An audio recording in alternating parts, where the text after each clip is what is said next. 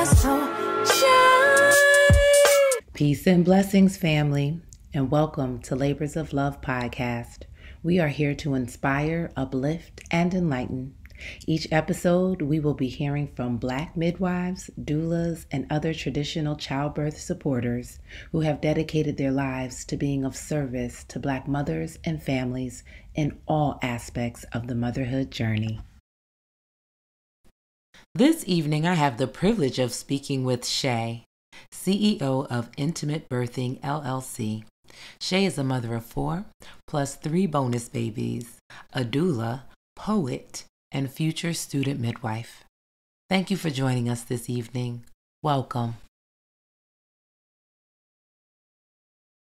Welcome, welcome, welcome. I am so pleased this evening to have the privilege of speaking with Shai in reference to just this doula work and what it is that, she has going on.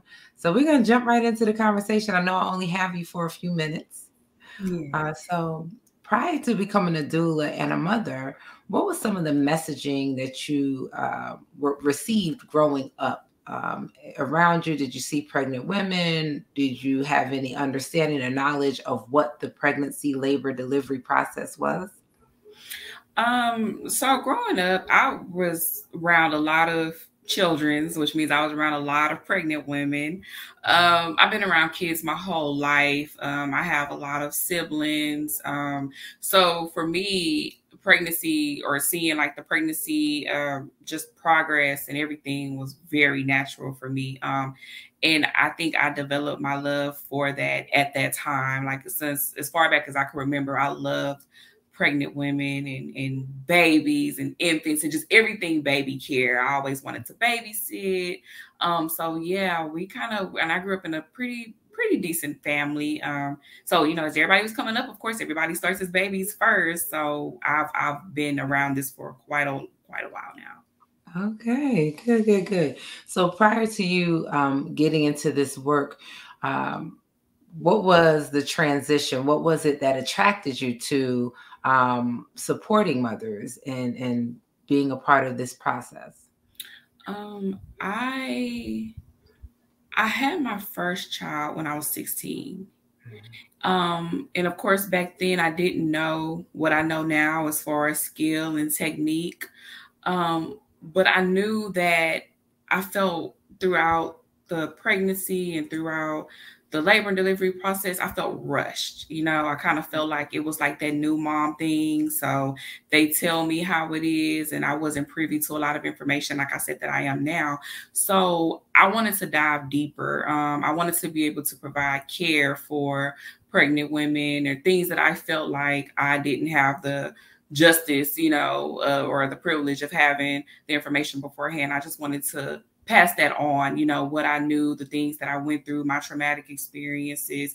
And I think that's where my love for actually caring for them developed. I had been doing it before I even knew that I had been, So I would probably say at a very young age, maybe about 14, 15, I knew that I wanted to at least work in that atmosphere, labor and delivery, or, something of that nature. So it's been quite a while now.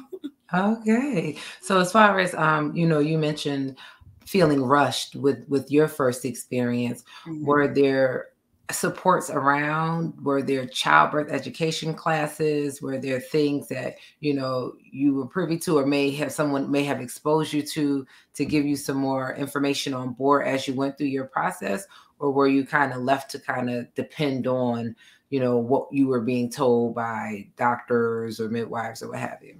Yeah, I was left to, pretty much what I was told. I had no one that really was in this line of care. Everybody just kind of was like, listen to what the doctors say and listen to your nurses. And, I didn't have another avenue. I didn't know that there was this whole other world of doulas and birth work and, getting away from Western medicine and tapping into like our ancestral roots when it comes to these things.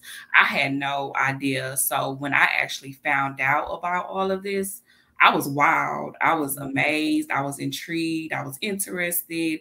And that's another thing that just fueled my love for wanting to learn and wanted to be able to educate other women, because like I said, I didn't have that, you know, to that capacity when it came to just doing things of a more natural and holistic route. I was medicined up. I was medicined up. That's all I knew. Right. And that's with most of us, because it feels like unless we seek it out ourselves, it's definitely not something that they're going to give to us. Absolutely. You know, just that empowerment and that knowledge, like, you got this, you don't need all of this intervention and this extra stuff. Like, you in and of yourself are capable. You have everything you need. So I appreciate that. And it's a consistent perspective. It's not like, you know, what you're speaking of is something that's a one-off or an anomaly. Like, that's consistent across the board. Most people I speak to, you know, we're raised in the same society. So it's not something that we're told unless we look for it, or, you know, in those instances where you have midwives in your family, or, you know, it's something like that, then you might have been exposed to it early on. But most times it's like, for me, I know it was like the Cosby Show. I say that like every show. That was my whole understanding of the labor process, and seeing somebody like screaming and the husband getting sent out the room, or, you know, that sort of thing. Man, I remember with my first pregnancy, I used to watch this. It was a show called Birthday. Okay. And it used to scare me, because you just see, you know, like the screams and stuff. And I mean, I grew up in a family full of like, not really doctors, but nurses, or like nurse practitioners. And so everything was just always kind of like done by what was studied, you know, and not necessarily, like I said, tapping back into our roots. And I used to watch that show. And before I had my daughter, I was so afraid to give birth. I didn't know what I was in for. All I knew was the screaming and the pain. And, you know, like, I was so blind to, you know, all of the different methods that we have now. Yeah. But again, that just speaks to what most of us have experienced, just that fear. It's always been fear-based. So what was it that brought you to the understanding, like what introduced you to a different way as far as getting into the doula work and finding out what was that catalyst? Like, what brought you from, you know, being a mom who had experiences to, okay, there's an actual, you know, I could be a service provider. I could care for people in this realm. What was that? So probably maybe about 6-7 years ago, I started tapping into more holistic approaches when it came to just, you know, common colds, or, you know, just kind of household things that, you know, we'll usually go through. And then shortly after, I realized that there was a need for holistic approaches when it came to you know, labor and delivery, and to pregnancies and stuff like that. And I had never known really anything about how to care outside of course, what I knew from like the doctors said. So for a long time, I was given information that I was getting from doctors. I didn't know anything. And then I was like, well, if I'm doing, you know, different teas and herbal things for myself, you know, for just my kids and for our health, I know that there has to be something, you know, that we can do as far as labor and stuff too. And that's kind of when I started tapping in to learning more about birth and holistic approaches. And I had always been helping, you know, friends and family members with labor and things like that, but I hadn't necessarily known that there was, like I said, a different way to do it. And then just recently, maybe about December of this year, I took a doula certification class. I was like, well, I've been doing it for a while. Let me go ahead and get certified. And I had learned so much, like things I did not know at all. And I was amazed. I was really amazed. And I began to implement those things, you know, with the patient or the clients that I have now. And it's been amazing. It's been amazing. It's been an amazing journey for me, for them. I'm still wild at everything that I'm learning. Wow. No, that's beautiful. And just to be able to share that information with others, like being of support and an advocate. So were there things that you found out in the certifications and the various trainings that you've done that kind of hindsight in your own experiences, like, had I known this, then I could have done this differently? Yes. Pitocin, for one. Pitocin. I had no idea that I didn't really know what it was. I knew that it was used to induce. I didn't know that there was a lot of like natural ways to induce. I didn't know that there was like herbal teas that had medicinal, purposes for inducing, or, helping with like hemorrhage or things like that. Like I said, I just feel like I tapped into a whole nother world. And it was just in that aspect, like caring for babies itself and for pregnant women, just being that support, being emotionally available. That has always been me. So when I was able to now implement this new knowledge with what I already had, I took off. Yeah, and it's powerful. And I find that, even for myself personally, it's that information that is empowering, and it helps to take the fear out. Right. Because if you kind of have an understanding of what your body's going to do, what this process is going to be naturally, then when someone comes and tries to tell you otherwise, like, oh, we need to speed this along, then you could be like, hold up. Like, right. That's exactly what I went through with my last pregnancy. So I completely understand. I kind of have to let them know, like, now that that I knew what I knew and they couldn't tell me what they thought I should know. It was like, oh no, I want this. No, I don't want that. Like, I had to learn to advocate for myself. And that's what's big to me now, is advocating for my clients, making sure that they know their rights. I think that's the biggest thing, especially with like the labor and delivery field, is they don't know what they can do and can't do. And that's a big thing for me, like making sure they know, hey, it's not against the law to not receive this service, or, irregardless of what they tell you, that's what they're trained to tell you, but you govern your own body. You do not have to let them dictate how you give birth, or, what your labor and delivery process is like. Yes, again, that is just, and it's so impactful and empowering. Even prior to, I know, with the prenatals and everything, but in that space of being in active labor, there is so much going on. And the last thing you want to have to do is like check somebody. You know what I mean? Exactly. I don't want to be in a hospital. Like, I'm telling, no, I don't want this. I don't want that. Like, I shouldn't have to do that when I'm supposed to be in my most sacred space and, delivering my beautiful baby. I should not have to be, going around the labor room, every nurse, the doctor that works in, I don't want this. I don't want that. Like, it should already just be kind of set in stone. What I say, I don't need to be coerced. I don't need to be persuaded. I don't need none of that, just let me do what I know is safe for me and my baby. Oh, yes. So as far as the services you provide, what are some of the things that you offer your clients? And is there anything that you consider somewhat like your specialty, like your sweet spot, the things that you enjoy doing? That's kind of what motivates you to keep moving with the doula services. So for my service, I do full spectrum. So I help from fertility issues. I help with prenatal, of course, postpartum. I even do newborn care specialists or night nanny, kind of helping them get acclimated to having a baby, especially for like first time moms, just teaching them things about their child and the anatomy of the baby, and, things that we didn't necessarily know, or I didn't necessarily know when I first had my child, and kind of had to learn throughout the way. I think that I think the thing that drives me the most is being able to offer resources, especially for the things that I can't necessarily help with as much, as far as like I can, help console you if you have a, infant loss or anything like that. But I'm not a licensed counselor. So being able to plug in people where they need to go, it to me is very fulfilling to me, because I know that they're going to get the right help, the right care, the right information, and I feel like that helps them in turn, just with their mental state, their emotional state. So I think that's honestly my biggest fulfillment out of my business. And then also labor and delivery process. I love being there when babies are born. I think it is such a beautiful thing. We are the portals for these human beings to, to step into this realm. Like we're it.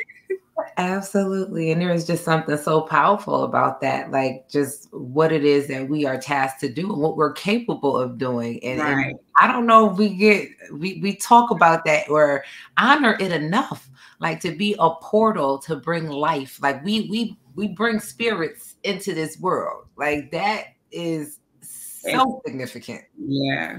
And so sacred. So to be Right. a part of creating an environment that allows that to happen safely is really, you know, an admirable and phenomenal thing. So it sounds like with being able to be a resource, that it requires like networking and having Absolutely. a village. Yes. So how have you kind of formulated your village? I do pop-up shops. Okay. People on, you know, Instagram, social media. I really only have Instagram. I don't really have Facebook or Twitter or TikTok or anything.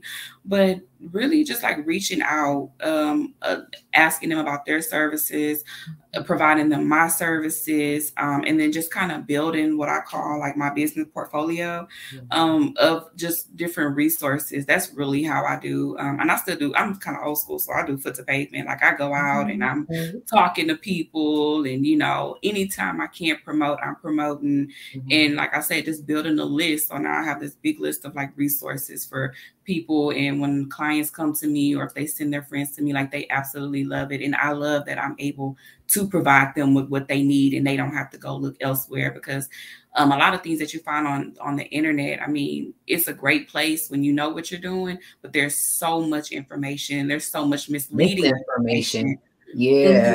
And it's so hard. And so to just be able to go to one person and be like, okay, I have a counselor for this, or I have, you know, another doula in this area for that. Like it's amazing.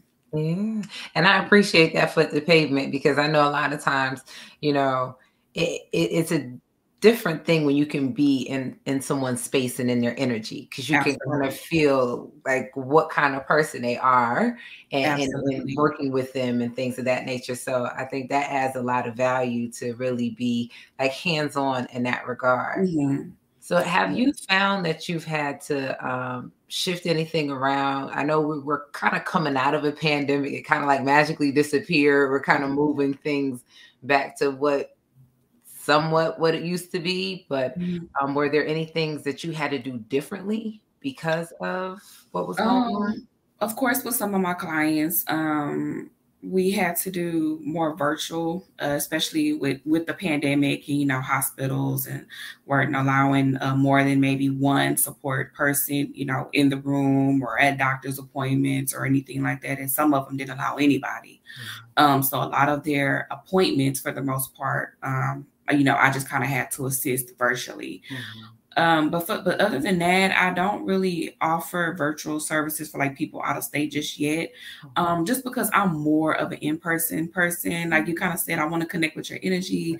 I want to know, you know, I want to see you in person. I feel like people can fake the funk so much, you know, over the phone or over the computer. Like I want to feel you out. I want to help you de-stress in any way possible. I want to help with massages. I want to help with the aura. I want to help with your living space, you know, like I want to create this ambiance of a space to where you are really, you know, ready for this and you feel like you can do it because you're very capable. This is what you were made for, you know. Yes, I love it. I do. So do you support in various environments? Like do you do home births as well as hospital and birth center births?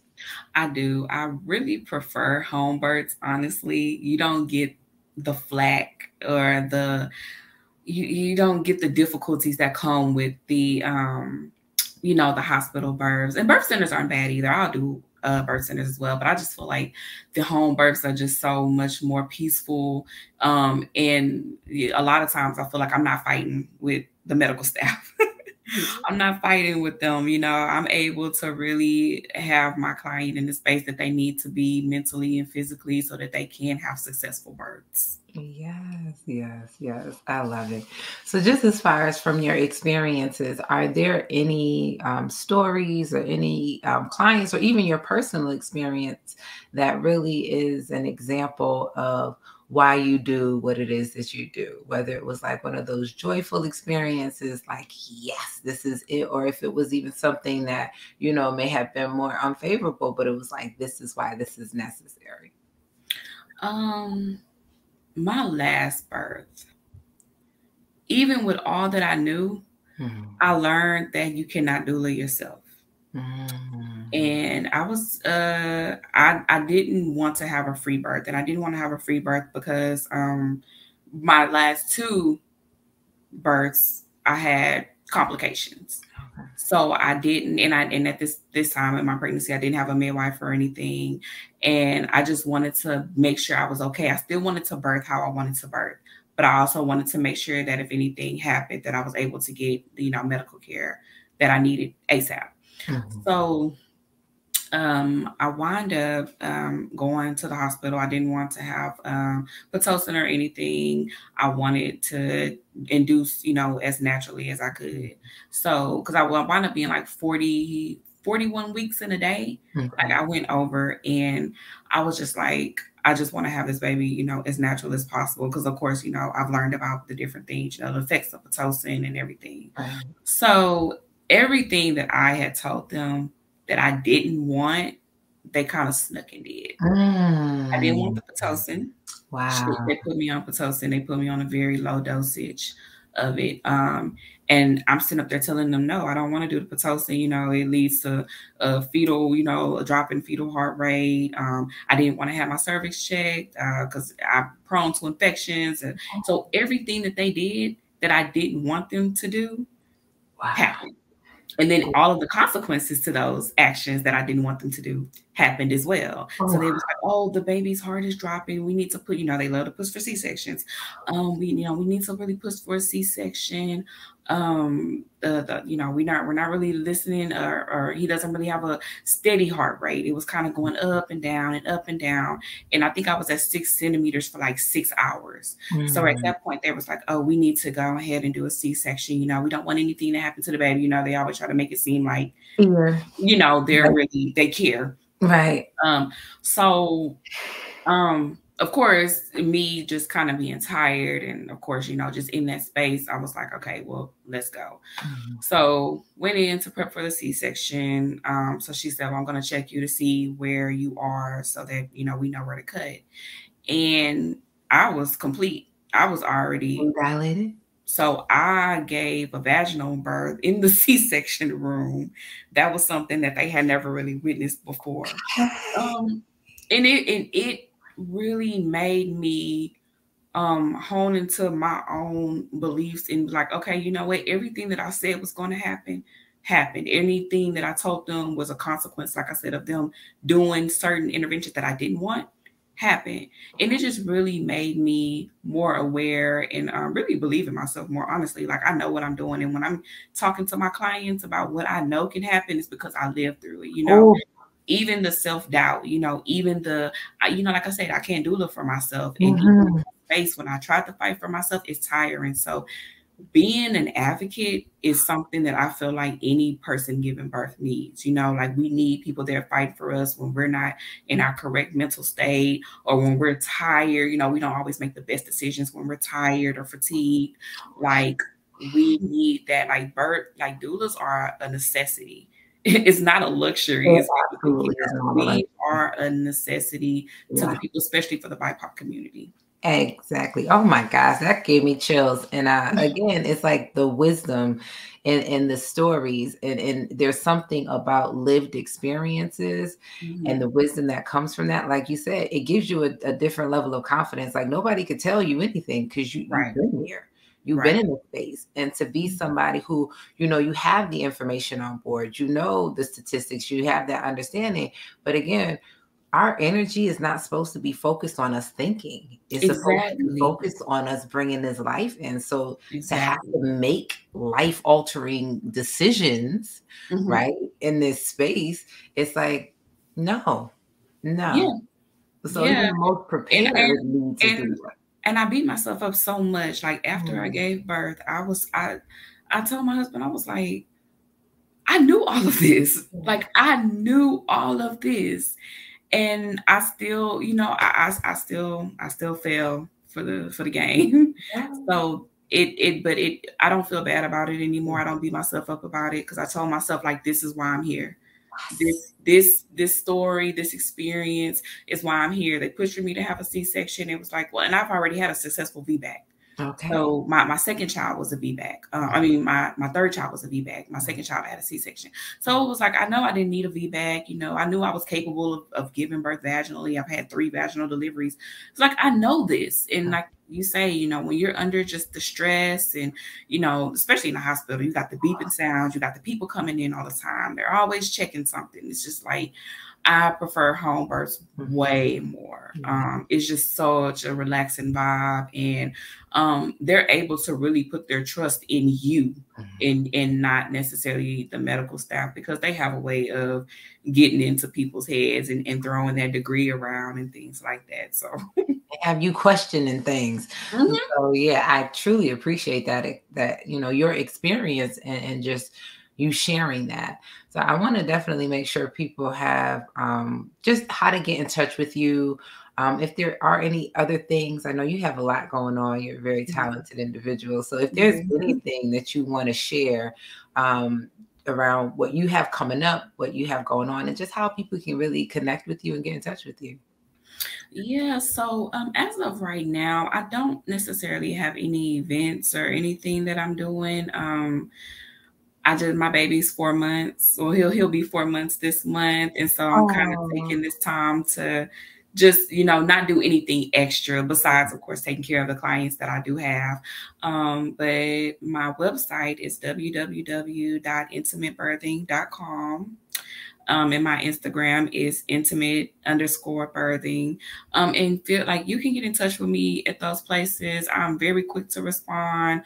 I love to help. Outside of this, like I said, I'm also a certified life coach, but this has kind of taken over for me. I wanted to help, and I wanted to help everybody.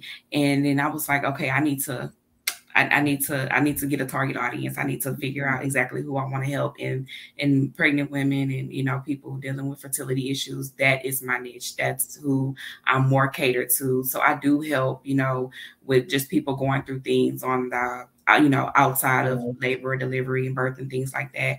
But this is my passion. Like, this is where it's at. And that is beautiful. And I didn't know 4 months. Yeah, you got a new baby. So it's a full house between me and my husband. It's a blended family, so we have 7 kids all together. Yeah. So I'm pretty busy. If it's not this, it's sports, it's school, it's other extracurricular activities, it's team. Oh yeah. So I took away from anything extra besides, you know, exactly what, you know, said on my website, which is pretty much, you know, all of my doula services that I provide. Wow, that is excellent, excellent, excellent, and much appreciated. So I will definitely make sure that all of your links and your contact information are in the description, so that people can just click on it and get to you.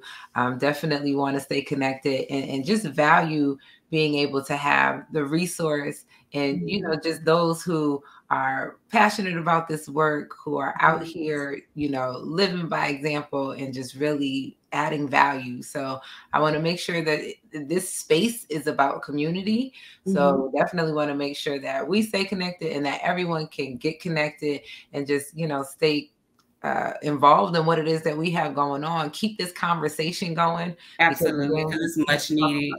Yeah, enough. It's much needed. And I thank you for having me. Thank you for this platform. I'm praying for prosperity for you and all of your future endeavors. What you do is amazing, and it's needed. The information that you're putting out there, the platform that you're providing, it's needed. So thank you for that. Thank you. And likewise, sis, absolutely. Peace, prosperity, just optimal everything for you and your family. And we will absolutely stay connected. So thank you all for joining us this evening. Please share, share, share. There's a lot of value in this information.